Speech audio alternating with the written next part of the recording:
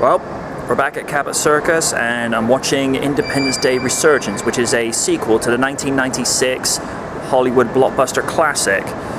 The only names that are returning from the original: Bill Pullman as Thomas J. Whitmore, Jeff Goldblum as David Levinstein, and Judd Hirsch as David's father. Vivacia Fox is back, and Brent Spiner as Dr. Oaken.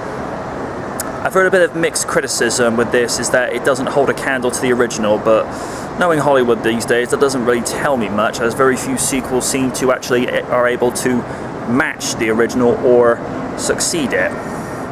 Only a few have actually done that, but that's neither here nor there. So in 2 hours, will this be a resurgence of Independence Day, or just another reason why Hollywood should leave some things well left alone? We'll find out.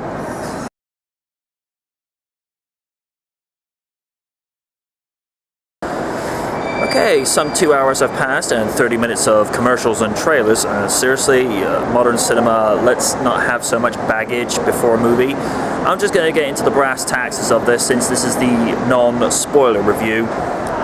I can't find a single bad performance in this entire movie. Jeff Goldblum shines as he normally does. I really like the way Bill Pullman plays a man who's very changed, for lack of a better description. Visual effects, mind-blowing. And what I like that they've done, they don't try to make the visual effects and the technology as proposed from the aliens from the previous movie feel like that one is dated. It's pretty much still looking cutting edge, even though it's been 20 years since that movie.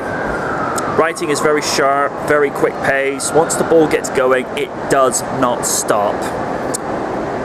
I like the way, in some ways, the ending felt a little bit too abrupt and a little too soon, but given how things were set up with the last movie some 20 years ago, I think it's very apropos that they kept the momentum going and didn't try to take too long to set it up, considering we know the circumstances that have been set up within the last movie.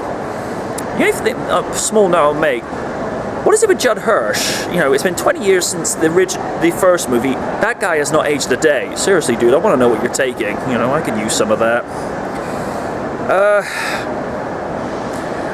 I know a lot of critics have been po-poing this, or just saying it's not as good as the original. I'm going to agree to disagree on this one. I'm just going to give this a must times 5.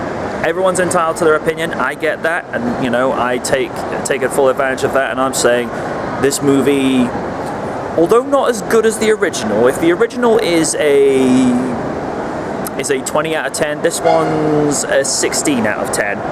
Yes, I know I'm a little bit eccentric, but I've been doing this gig for what, nearly 10 years? Are you surprised? Seriously? But yeah. The link in the description for the spoiler review is below if you want to know an more in-depth look at this movie. Check it out. But if you like it spoiler-free, thank you for checking out this spoiler-free review, and I'll see you next time. MJ Knight signing off from Cabot Circus, Bristol.